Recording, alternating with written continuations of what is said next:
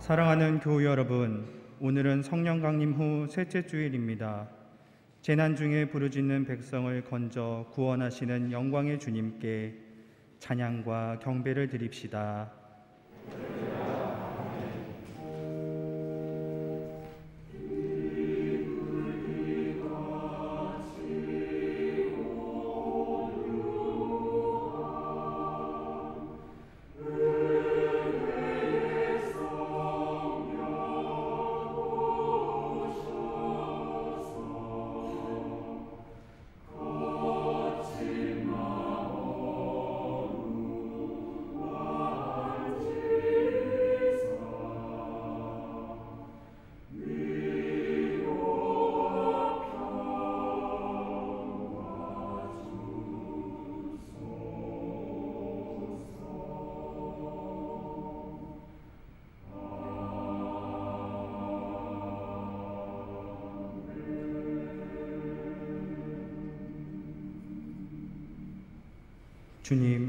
주님께서 나를 수렁에서 건져주시니 내가 주님을 우러러 찬양하렵니다.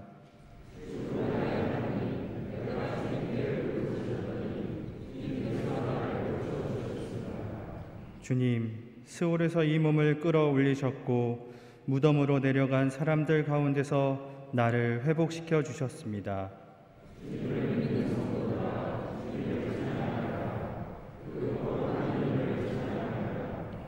주님의 진노는 잠깐이요 그의 은총은 영원하니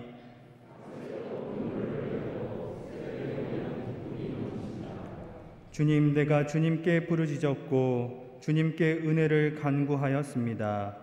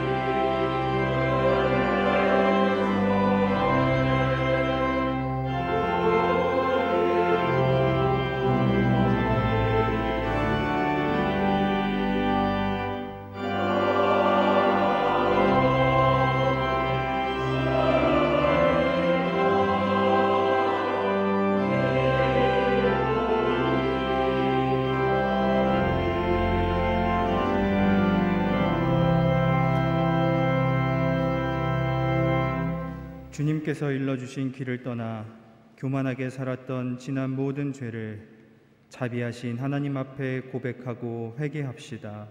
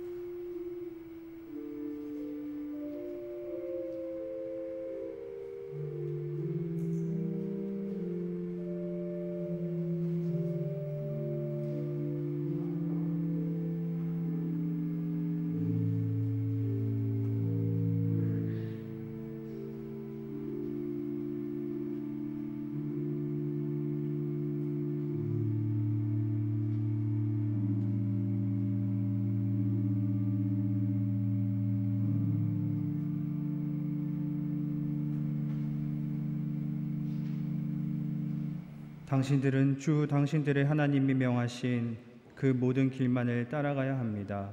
그러면 당신들이 차지할 땅에서 풍성한 복을 얻고 오래오래 잘 살 것입니다. 이 말씀에 의지하여 주님의 길을 따라 살겠다고 다짐하는 우리의 죄를 주님께서 용서해 주셨음을 선언합니다. 아멘.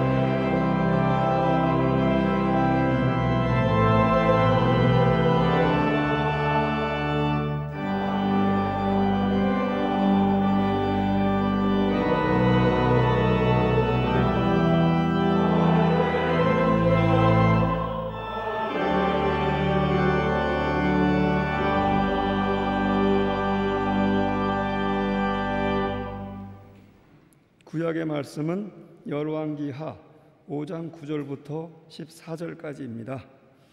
나아만은 군마와 병거를 거느리고 와서 엘리사의 집 문 앞에 멈추어 섰다.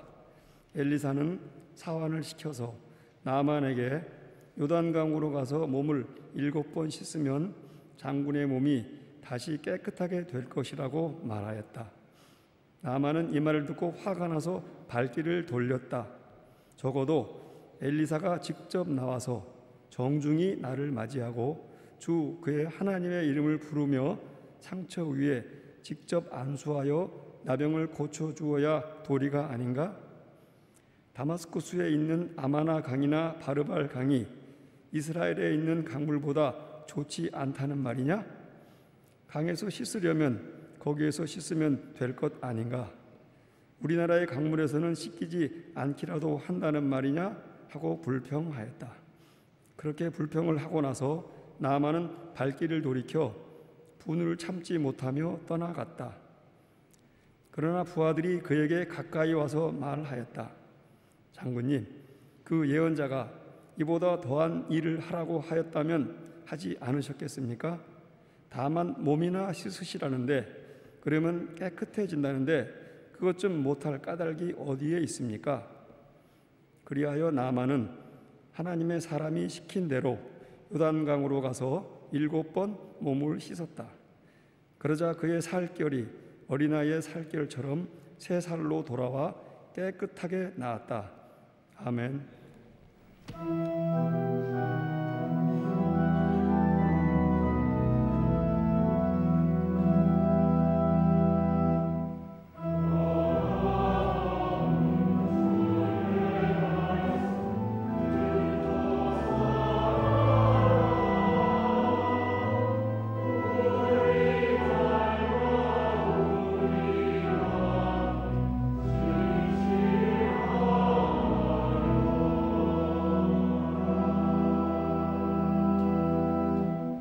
서신의 말씀은 갈라디아서 6장 1절에서 5절, 8절에서 10절입니다. 형제자매 여러분, 어떤 사람이 어떤 죄에 빠진 일이 드러나면 성령의 인도하심을 따라 사는 사람인 여러분은 온유한 마음으로 그런 사람을 바로잡아주고 자기 스스로를 살펴서 유혹에 빠지지 않도록 조심하십시오. 여러분은 서로 남의 짐을 져주십시오. 그렇게 하면 여러분이 그리스도의 법을 성취하실 것입니다. 어떤 사람이 아무것도 아니면서 무엇이 된 것처럼 생각하면 그는 자기를 속이는 것입니다. 각 사람은 자기 일을 살펴보십시오. 그러면 자기에게는 자랑거리가 있더라도 남에게까지 자랑할 것은 없을 것입니다. 사람은 각각 자기 몫의 짐을 져야 합니다. 자기 육체에다 심는 사람은 육체에서 썩을 것을 거두고 성령에다 심는 사람은 성령에게서 영생을 거둘 것입니다. 선한 일을 하다가 낙심하지 맙시다. 지쳐서 넘어지지 아니하면 때가 이를 때에 거두게 될 것입니다. 그러므로 기회가 있는 동안에 모든 사람에게 선한 일을 합시다. 특히 믿음의 식구들에게는 더욱 그렇게 합시다. 아멘.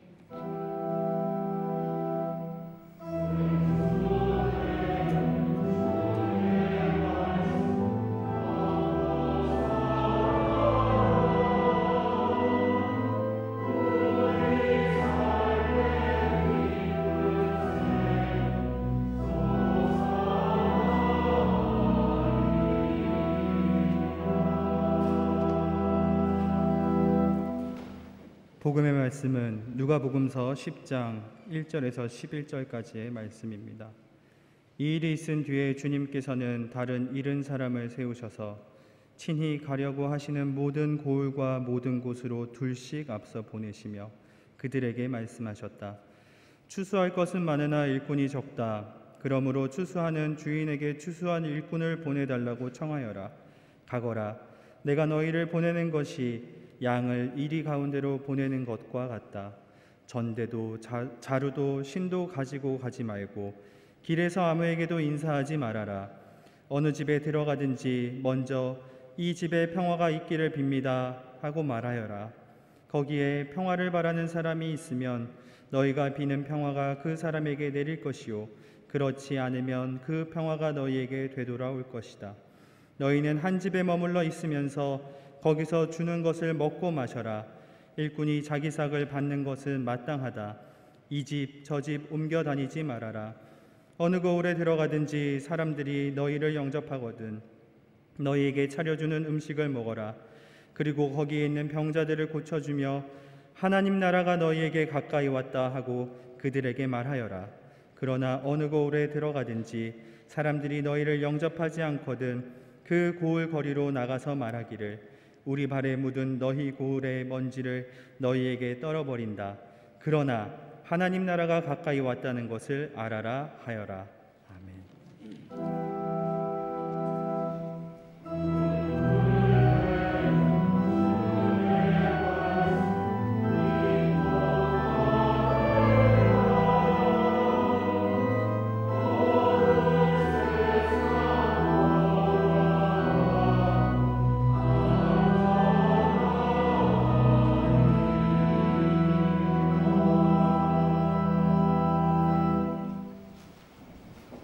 신교회 소식 시간입니다.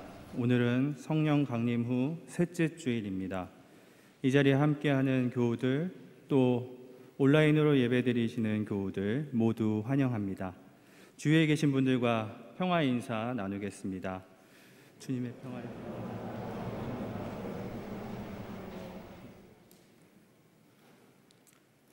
교우 소식 먼저 전해드리겠습니다. 지난 19일 주일 강성실 권사님 어머니 되시는 최승환 장로님의 장모님 되시는 도기봉 권사님께서 소천하셨습니다. 위로의 인사를 나누러 오늘 함께 유가족들 자리하셨습니다. 이 시간 함께 위로의 인사 나누겠습니다. 주님의 위로를 빕니다.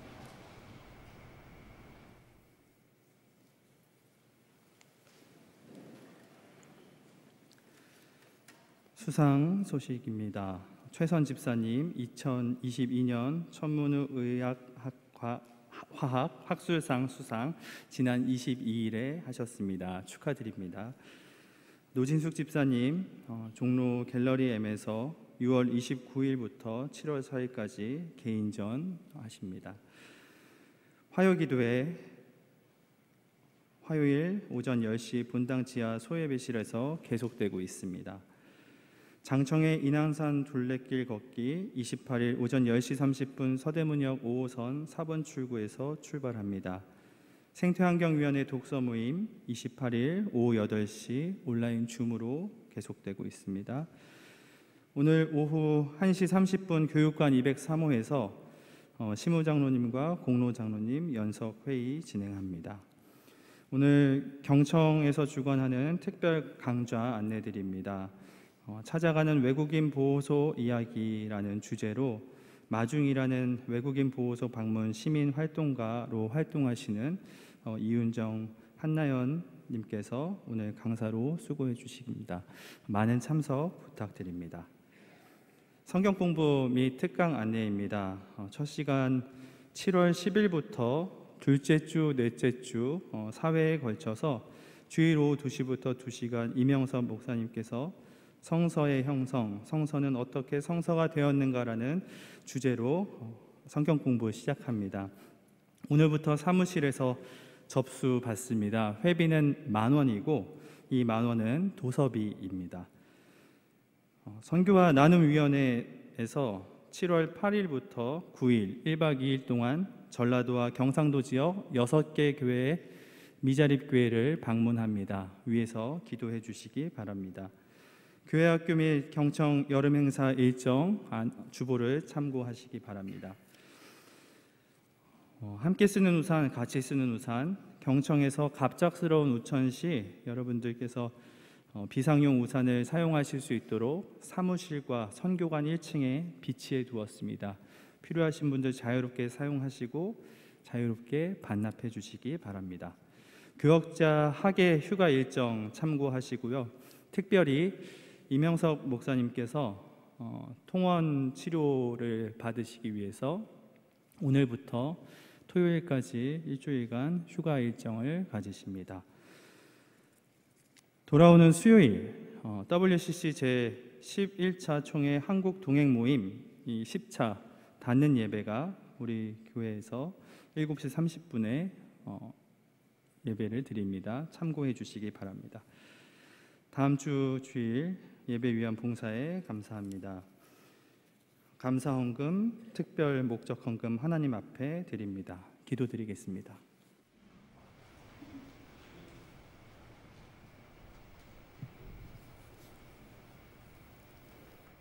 거룩하신 하나님 아버지, 산과 들에 녹음이 우거지고 나날이 더해가는 무더위가 본격적인 여름을 재촉하는 6월의 마지막 주일이자 성령 강림절 세 번째 주일, 저희들을 은혜의 성소로 불러주시니 감사합니다. 이 시간 한마음으로 드리는 저희들의 예배를 기쁘게 받아주시고 주님 홀로 영광 받으시옵소서. 죄악과 유혹이 넘치는 세상에서 매일을 살아가면서 사망 가운데 거할 수밖에 없는 저희들을 특별히 택하여 주의 자녀로 삼아주시고 영원한 하나님 나라의 백성으로 살게 하시니 감사합니다. 그러나 저희들은 교만하고 나태하며 믿음이 약하여 주님의 뜻을 따르는 삶을 살지 못하고 세상의 쾌락과 유혹에 빠져 살고 있는 주인들입니다. 주님, 저희들은 감히 주님 앞에 설 수조차 없는 부끄러운 죄인들이지만 십자가에서 순환받고 피 흘리고 돌아가신 그리스도의 죄 사함의 은총을 의지하여 이 시간 주님 앞에 나왔사오니 자비와 긍휼을 베풀어 주시고 한없는 은혜와 사랑으로 함께하여 주시옵소서. 평화의 왕으로 세상에 오신 주님, 72년 전 6월 25일 이 땅에서 벌어진 전쟁의 참상을 되새기며 이 시간 간절한 마음으로 우리 민족의 평화를 간구합니다. 전쟁 기간 중 고귀한 목숨을 잃은 수백만 우리 민족의 죽음이 헛되지 않도록 다시는 이 땅이 피로 물드는 비극이 일어나지 않게 하여 주시옵소서. 이를 위해 먼저 우리 스스로 튼튼한 국방력과 경제력을 갖추어 어느 누구도 감히 전쟁의 유혹에 빠질 수 없게 하여 주시고 우리 국민 모두가 전쟁의 가능성에 철저히 대비할 수 있는 지혜를 주시옵소서. 특히 주민들의 고통과 빈곤 그리고 최근 코로나 확산으로 인한 어려움을 외면한 채 이 시간에도 미사일 발사와 핵실험 재개에만 혈안이 되어 있는 북한의 유정자들을 꾸짖어 주시고 그들 또한 72년 전 겪었던 전쟁의 비극과 참상을 돌아보고 화해와 평화의 길로 하루속히 나올 수 있는 지혜를 주시옵소서. 전쟁이 남긴 처참한 파괴와 황폐함을 극복하고 오늘날 우리나라를 세계적인 경제 대국으로 발전할 수 있게 하신 하나님의 은혜에 감사드립니다. 하지만 이 땅에는 여전히 분단의 아픔을 간직한 채 살아가는 수많은 이산 가족들이 남아있고 항상 전쟁의 불안 속에 살아가는 남과 북의 7,500만 민족이 있음을 긍휼히 여겨 주시옵소서. 간절히 바라옵기는 우리 민족이 주님의 섭리 가운데 주님이 허락하시는 평화로운 방법으로 하루속히 통일을 이루어 전쟁의 불안에서 벗어날 수 있게 하여 주시옵소서. 전능하신 주님, 지금 이 시간 우리나라를 둘러싼 정치, 경제 환경은 너무도 어렵기만 합니다. 우크라이나 전쟁은 벌써 4달이 지났지만 끝이 보이지 않는 소모전이 지속되고 있고 그로 인하여 도래한 신냉전 상황으로 세계 경제는 심각한 어려움에 빠져들고 있습니다. 2년 반을 넘게 지속된 코로나 팬데믹이 초래한 극심한 어려움에서 벗어나기도 전에 또다시 세계 경제는 인플레이션과 경기 침체가 동시에 발생하는 스태그플레이션의 위험에 직면해 있습니다. 이로 인하여 특히 가난하고 헐벗고 굶주린 자들의 고통이 극심해지고 있습니다. 주님, 이 세상에서 전쟁을 하루속히 멈추게 하여 주시고 경제적 어려움을 이겨낼 수 있는 지혜를 주시옵소서. 특별히 빈곤과 소외 가운데서 희망 없는 나날을 살고 있는 이 땅의 수많은 사람들을 기억하여 주시고 이들에게 은총을 허락하시어 주님의 따뜻한 사랑 안에서 행복한 삶을 누릴 수 있게 하여 주시옵소서.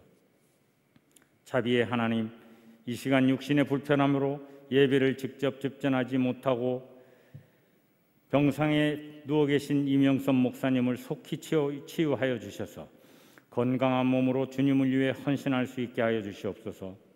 또한 무거운 질병으로 고통받고 있는 우리 교회의 여러 환우들에게도 주님의 특별한 치유의 은사를 허락하셔서 하루빨리 건강을 회복할 수 있는 은총 허락하여 주시옵소서.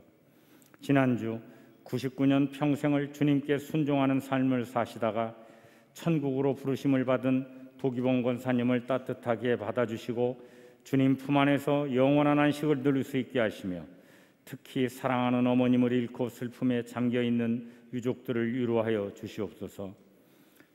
지난주에도 귀한 상을 받으신 분, 전시회를 여는 분들 있사오니 이들에게도 하나님의 축복이 함께하여 주시옵소서. 지난 2년 반 기나긴 어둠의 터널을 지나 교회의 각 위원회와 신도회가 여러 행사를 계획하여 추진하고 있습니다.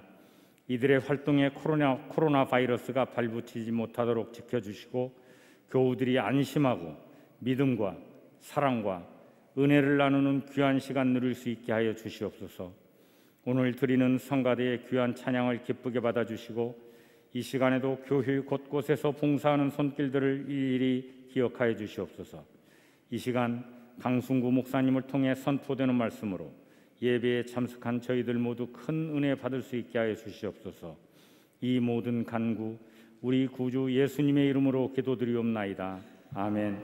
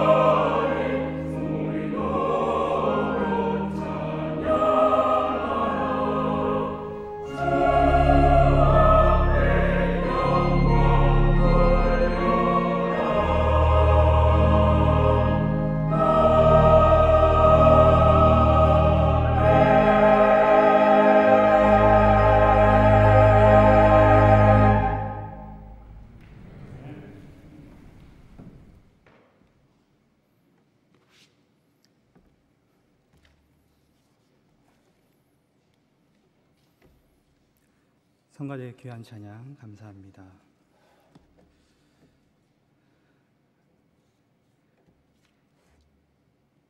오늘 우리가 함께 읽은 구약의 말씀인 열왕기 하 5장은 한 인물의 이름과 직위, 그의 평판과 함께 하나님과의 관계와 그리고 건강 상태에 대한 5가지 소개로 이야기를 시작합니다.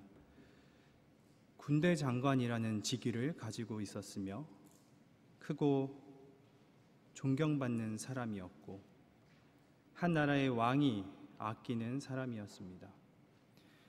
그리고 그의 나라 시리아가 전쟁에서 승리를 했는데 성경은 그 모든 업적이 주님께서 베풀어 주신 것이라고 소개하며 이 사람의 뒤에는 하나님이 함께 하신다는 것을 이야기하고 있습니다.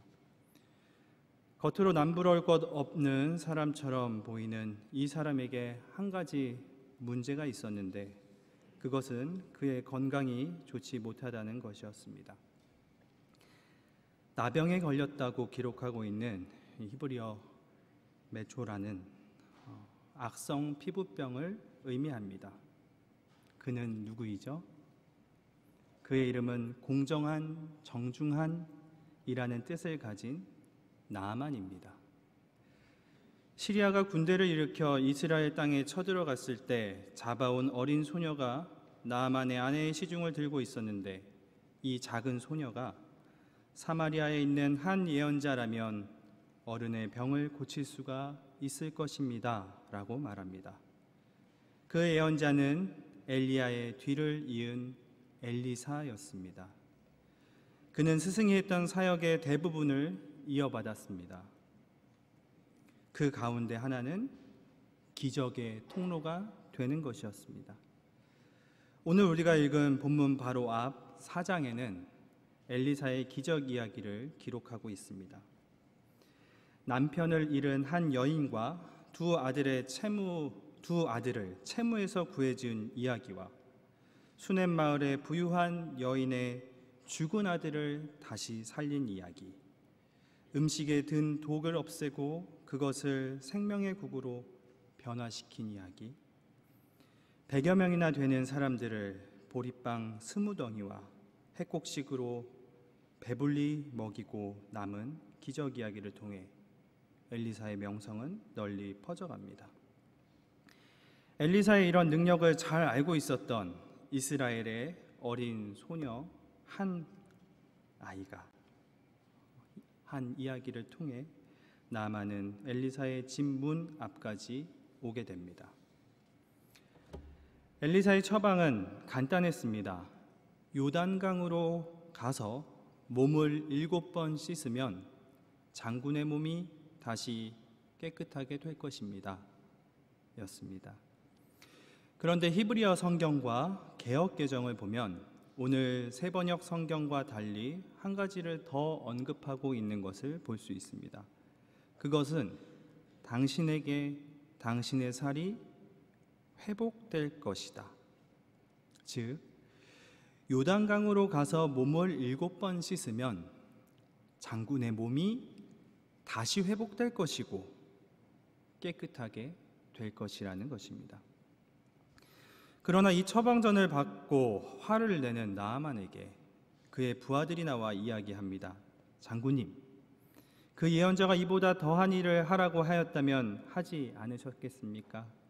다만 몸이나 씻으라는데, 그러면 다시 회복될 것이라는데, 그러면 깨끗해진다는데 그것 좀 못할 까닭이 어디에 있습니까? 나아만은 하나님의 사람이 시킨 대로 요단강으로 가서 몸을 씻었습니다. 그러자 그의 살결이 어린아이의 살결처럼 새 살로 돌아와 다시 회복되었고 깨끗하게 되었습니다. 여기까지가 오늘 구약의 말씀이 전하는 이야기입니다. 하나님께서 지으신 원래의 모습으로 다시 회복되어 깨끗해진 나아만의 그 피부를 바라보며 어린 손주들과 자녀들의 찹쌀떡같이 뽀얗고 부드러운 살결을 상상하는 우리의 시선이 2절의 어린 소녀에게로 옮겨집니다. 시리아가 군대를 일으켜서 이스라엘 땅에 쳐들어갔을 때 그곳에서 잡아온 전쟁의 포로가 된 소녀, 이 아이는 큰 인물이고 강한 용사이자 존경받는 사람인 나아만과는 대조되는 지극히 작은 어린 소녀였습니다. 왕이 아끼는 큰 인물이었던 나아만에 비해 세상적으로는 비교할 수조차 없는 그저 시중드는 노예의 신세였습니다. 그러나 그의 마음에 무엇이 있었기에 하나쯤 부족한 것이 있어도 되잖아 하고 그냥 넘길 수 있었던 이 나아만을 바라보며 사마리아에 있는 한 예언자라면 어른의 병을 고칠 수 있겠노라고 확신의 이야기를 할 수 있었던 것일까요? 그것은 그녀의 그 작은 마음에 하나님께서 회복시켜 주시는 참된 평화를 바라는 마음이 담겨 있었기 때문입니다. 성경에서 평화하면 우리는 어렵지 않게 샬롬을 떠올리게 됩니다. 샬롬은 한글 성경의 평화, 평안, 화평, 평강, 안녕 등 여러 가지 의미로, 그리고 그리스어 성경에는 에이레네, 텔레이오스 등으로 번역됩니다. 샬롬은 샬렘에서 파생된 단어인데 완전하다라는 뜻을 가지고 있습니다. 부서지거나 흠이 난 상태에서 온전한 상태로 복구되어가는 그 움직임을 샬롬이라고 합니다. 한 가지 예를 들면 출애굽기 21장 36절에서 자신의 소가 다른 소를 받아 죽이게 된 경우 반드시 살아있는 소로 배상한다고 되어 있는데, 이때 배상, 갑다에 샬렘이라는 단어가 사용됩니다. 온전하지 못한 상태에서 온전하게 만들어주는 것이 바로 성경에서 이야기하는 샬롬, 평화입니다.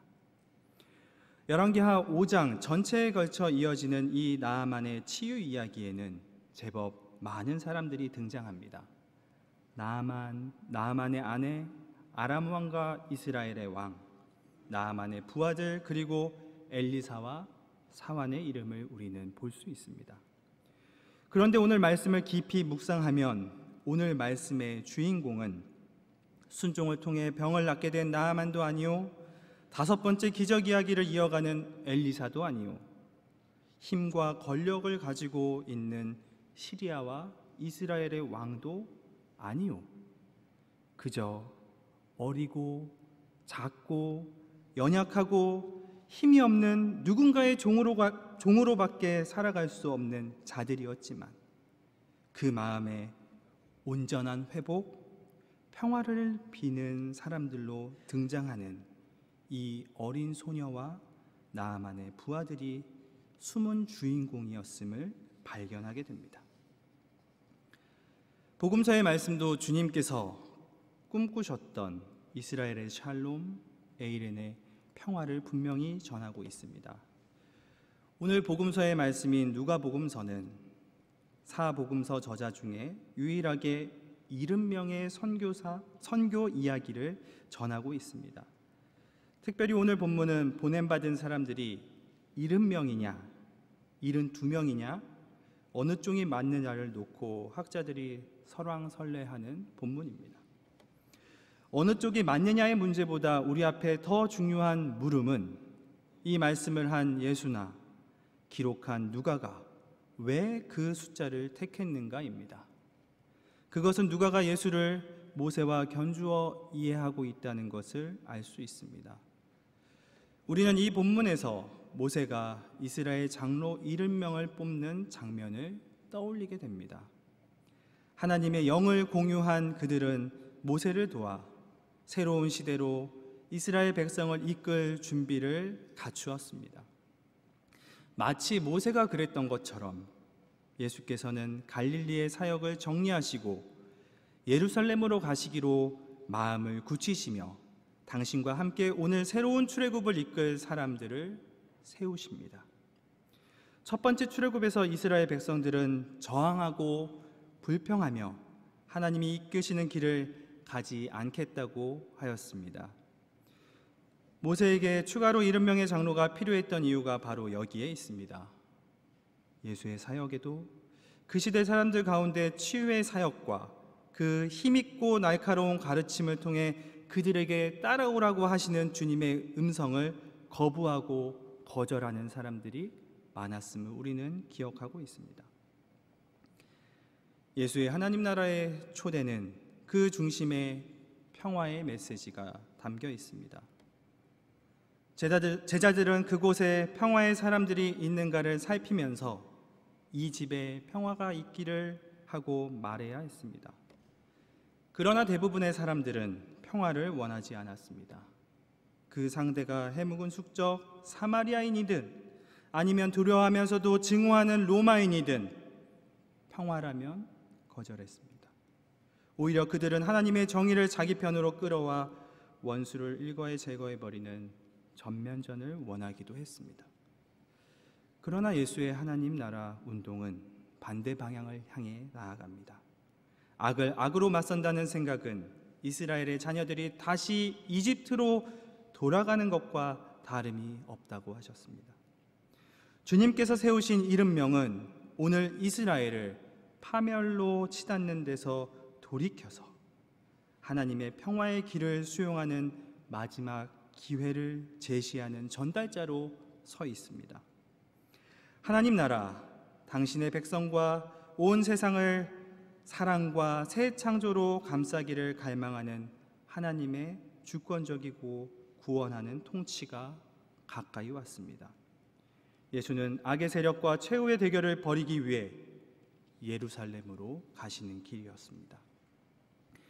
예수는 예루살렘에서 있을 이 마지막 전투에 임하기 위해 자기의 길을 가시면서 신비한 목적이 이미 성취되고 있음을 확신하셨습니다. 그 중심에는 새 백성의 창조가 있었고 새 이스라엘은 평화를 바라는 사람들을 통해 이루어지는 나라를 말하고 있습니다. 평화는 우리에게 참 좋은 것이고 우리 모두가 바라는 것인데 평화를 빕니다 외치며 걷는 그 걸음이 어째서 어린 양이 이 가운데를 가는 것과 같은 위험한 길이고 샬롬을 이루며 사는 삶을 반대하는 사람이 많은 이유가 도대체 무엇인가? 우리는 그 답의 힌트를 갈라디아서에서 찾을 수 있습니다. 갈라디아서 6장 11절에서 16절 말씀입니다. 보십시오. 내가 여러분에게 직접 이렇게 큰 글자로 적습니다. 육체의 겉모양을 꾸미기를 좋아하는 사람은 여러분에게 할례를 받으라고 강요합니다. 그것은 그들이 그리스도의 십자가 때문에 받는 박해를 면하고자 하는 것입니다.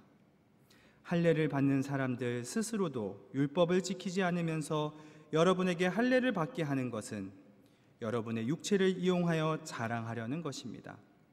그런데 내게는 우리 주 예수 그리스도의 십자가 밖에는 자랑할 것이 아무것도 없습니다.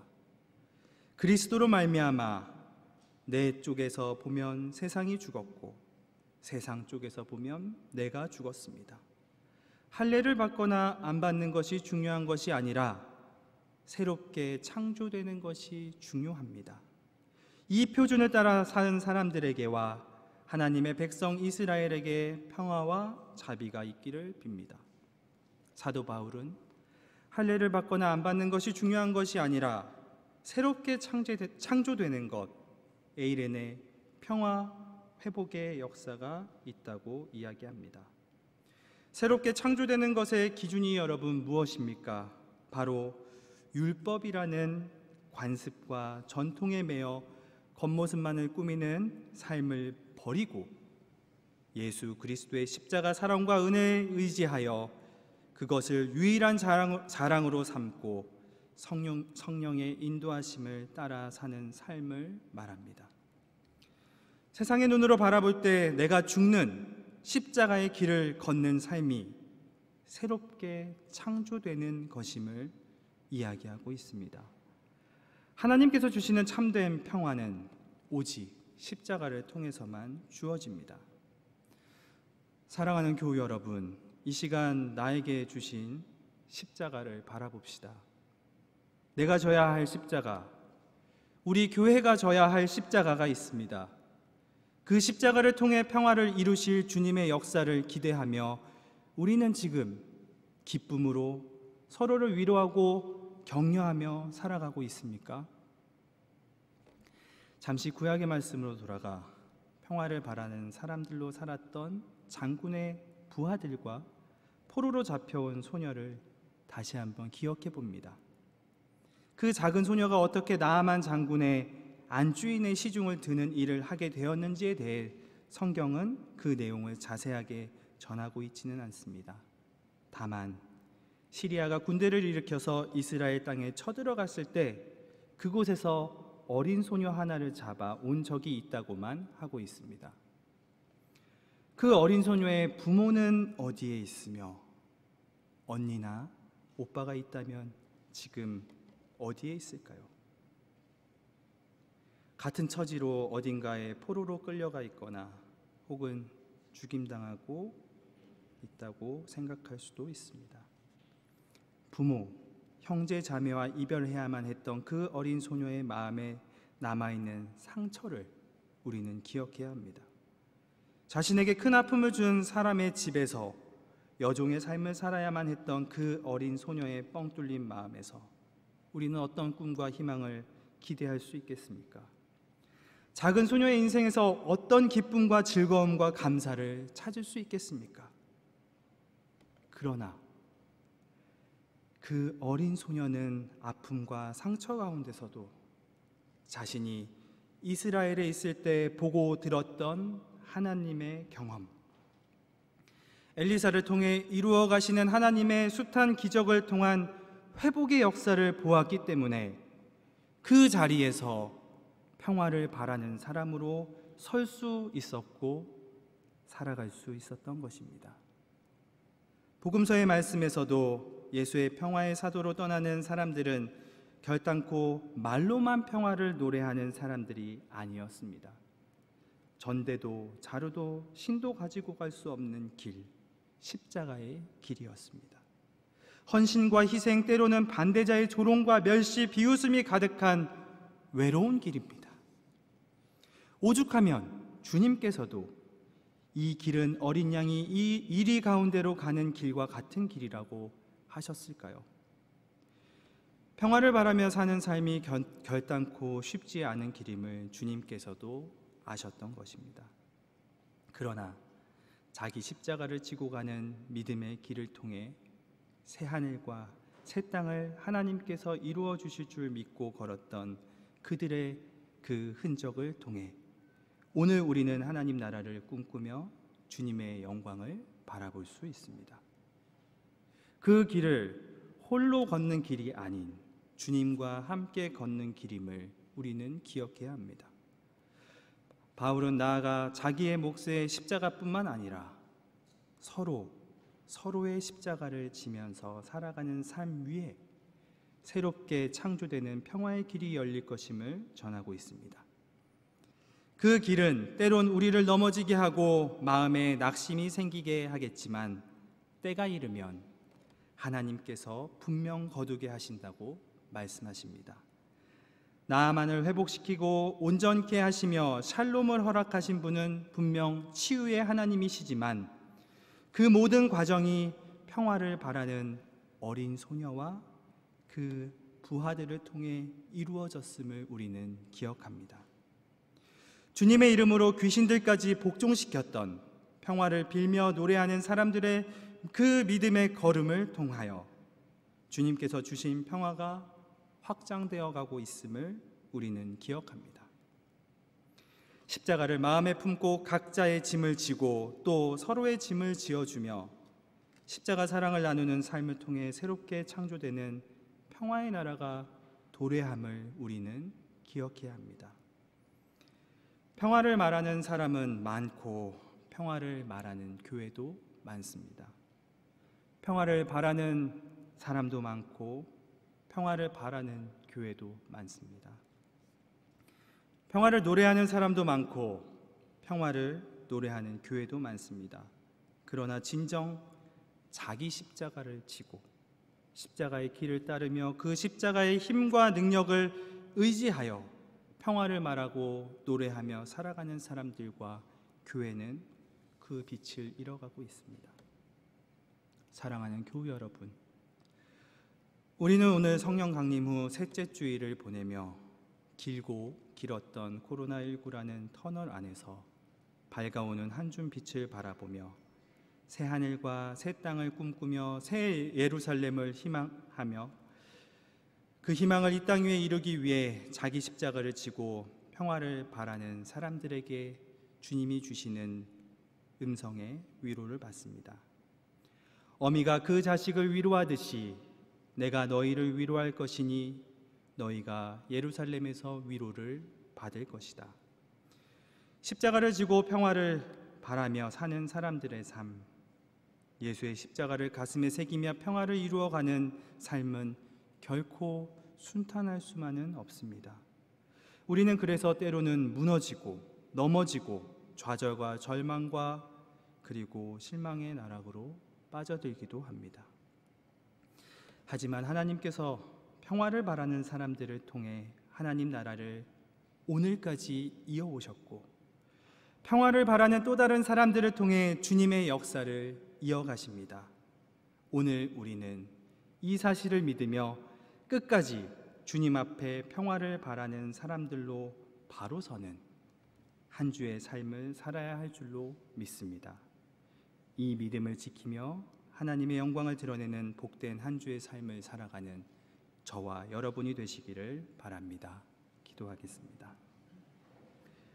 하나님 감사합니다. 오늘까지 평화를 바라는 사람들을 통해 주님의 나라를 이어오셨듯 오늘 자기 십자가를 지고 평화를 바라는 사람들을 찾고 계시는 주님의 음성을 우리가 듣습니다. 평화를 바라는 사람으로 살아가는 우리의 한 주간의 삶 가운데 주님 주시는 참 평화를 맛보는 기쁨을 누릴 수 있도록 성령께서 인도하여 주시옵소서. 감사하며 예수님 이름으로 기도합니다. 아멘.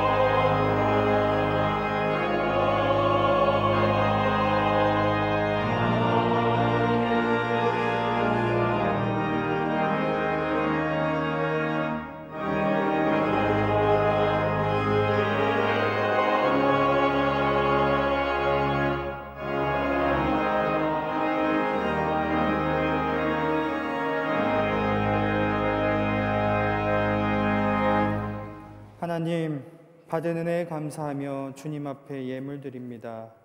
나의 나된 것이 모두 주님의 은혜임을 고백하며 드리는 손길을 기억하여 주시고 그 입술의 감사와 찬양이 끊이지 않게 하옵소서.